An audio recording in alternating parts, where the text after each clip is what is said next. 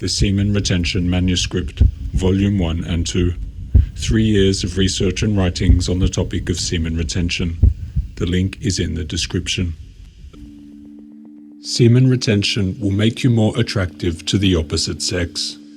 I have experienced this firsthand and read many similar accounts of it. It is one of the most talked about benefits of semen retention. Not every single person will experience this, but I expect that most of you will. The logic behind it is quite clear.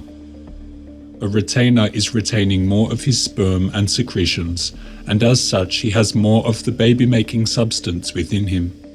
He is more fertile than one who has a deficiency of such substances, and fertility is an indicator of attractiveness, much as lack of fertility is an indicator of unattractiveness.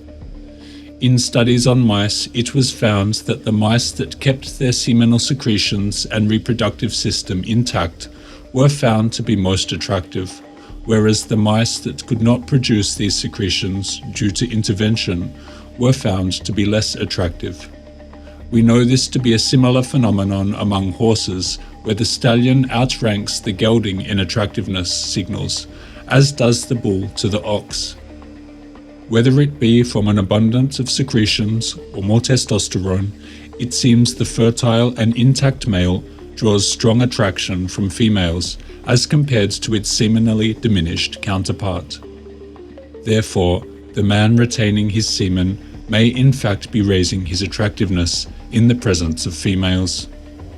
From first-hand experience, I've observed that my success with women tends to be higher during periods of abstinence and lower during periods of frequent release. Because of this, a lot of men will get on semen retention and soon after find that they are better able to attract a mate. They will then start releasing again with that female, and sometime soon after that find that she suddenly loses interest in him. I think it seems somewhat clear as to why this would occur. The man, after procuring his mate, burns away the very substances that attracted this mate to him in the first place. The energy you chase in orgasm is the same energy she feels as attraction. The moment you consume it for yourself, it stops working in your favor. Using semen retention to attract women to sleep with you is a losing game. Also, a man retaining solely for the purposes of sex is not retaining mentally. Mentally, he is corrupted. There is no pure thought within the mind of a sensualist. His priorities and values are geared towards pleasure pursuit, and as a result, his character is marred. His finer qualities are dulled, and his existence becomes deeply selfish. Avoid this inclination if you can. It is easy and perhaps common for retainers to not practice celibacy of mind. Although they are not releasing semen, they are still retiring to bed every night and indulging in fantasies of a sexual nature. Any man who does this is still sending the bloods to the genitals, still shocking his nervous system, and still overstimulating his reproductive organs, even if not ending in ejaculation. Even the act of stimulating without release is exhausting on the system. Maybe not to the degree of losing your seed, but still enough to weaken your powers the following day. I have found this to be the case in my own experience, and have read numerous personal accounts of chaste men who still indulged in sexual thoughts and lost all their energy. If you are retaining, but still thinking sexual thoughts, you are not alone. I imagine the majority of men are in this position. It is one thing to abstain from the act, but to completely eliminate the thought requires strong will.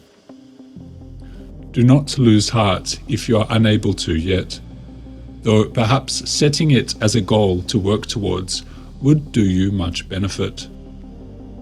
It is this addicted feeling to the sex impulse that inspires many of the nastier traits of man. You may think that it has no effect on you, but it almost always comes out in some way. Oftentimes, lust comes out in the tone of voice, in the choice of subject matter, in the facial expression and eyes, and in many other subtle ways. As they say, nature reveals the man. A man's true character comes out through his natural impulses. The practice of the solitary vice fills the whole being with imaginings and longings which, even if they could be gratified, they would disappoint. If there is one thing in the young which we admire more than anything else, it is purity, bravery, strength, courage, and we may add, in a broad sense, naturalness. An impure youth is a loathsome object. We do not admire nor love such an one. We see no goodness in him. A youthful mind filled with coarse jests, vile hints, sensual thoughts, is distasteful to all, even to the depraved. Even with all of this taken into account, you may still not be compelled strongly enough to simply give up fantasizing about sex. Again, the forces of sex are very powerful and not easily eliminated. But consider the path of your own life, the you that follows the path of lust and the you that follows his creative goals and ambitions. The man that follows lust often declines at a rapid pace. It could be excessive indulgence that accelerates the aging process. It could be through unsafe practices that disease the body. It could be through many failed relationships that make one jaded and heartbroken. There are many ways in which the desires of the flesh can destroy oneself. The man who works towards his goals, towards something real and productive, will go further in life, even if he never quite reaches what he set out to do. Without the constant pull of sex, that same effort carries him further than most men ever get. And this is exactly the kind of man more women are attracted to. A man that does not get thrown off track easily by distractions of the flesh.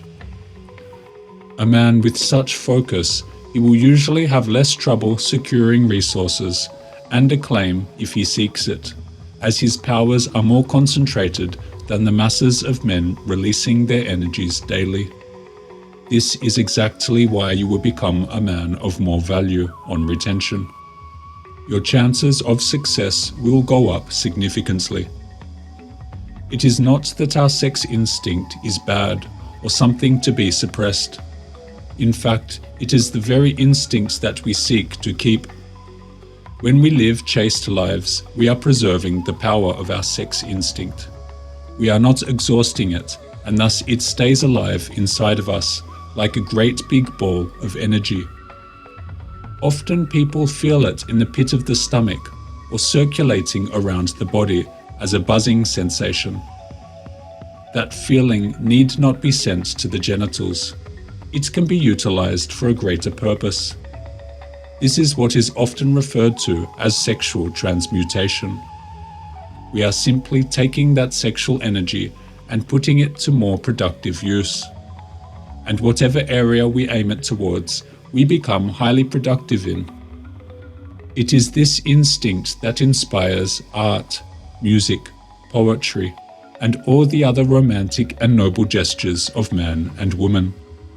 The sense of beauty, the sense of duty, parental responsibility, parental and maternal love, domestic affection, song, dance, and decoration, the entire higher life in its primitive manifestation, pathos and fidelity, in a word, the soul, and soul itself in embryo, all rise from the love of the sexes. And all of these noble traits that God has endowed us with are easily destroyed by perverting our own sexual nature. That is why you will find most sensualists and sex addicts to be lacking in these qualities. You cannot become a womanizer without it stripping your quality of character. I say all this to prepare you for the most important point. If you are using semen retention to fulfill your lustful desires, you will eventually self-destruct. You will be under the command of sex. you will inevitably corrupt your good character and over time develop a shady reputation, and as such, your opportunities and path in life will lead you on a lower trajectory, and ultimately, you will suffer much for your vices. The effects of either self-pollution or excessive sexual indulgence appear in many forms. It would seem as if God had written an instinctive law or remonstrance in the innate moral sense against this filthy vice. All who give themselves up to the excesses of this debasing indulgence carry about with them continually a consciousness of their defilement, and cherish a secret suspicion that others look upon them as debased beings.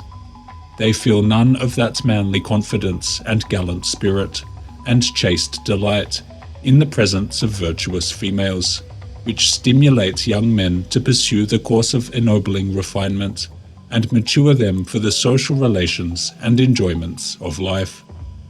This shamed face or unhappy quailing of the countenance on meeting the look of others often follows them through life, in some instances even after they have entirely abandoned the habit and become married men and respectable members of society. You can avoid this undesirable outcome now. Make lust less important and avoid unnecessary sexual stimulation. Put your value of character above your value of lust. Do this and you will gain control of vice and surely see success in life. Good luck.